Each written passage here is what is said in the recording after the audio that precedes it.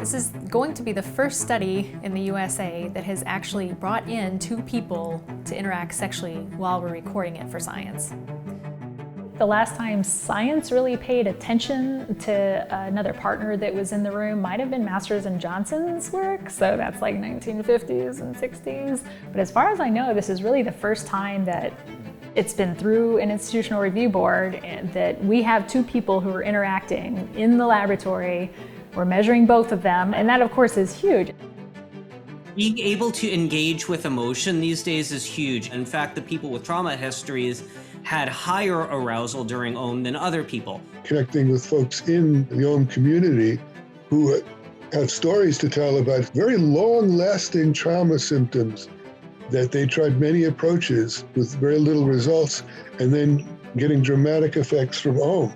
I was like, wow, this is about health. This is about, all the ways I couldn't get helped. Something had happened where I had just become so pulled back and so withdrawn, I was frozen, and nothing else is working. OM is like mindfulness on steroids. By taking a scientific approach, even a social scientific approach to OM, can help them see whether people like them have benefited from trying this practice, so that helps lower a barrier to trying something for themselves. And what we saw was people post-orgasmic meditation report an increase in positive emotions, a decrease in negative emotions.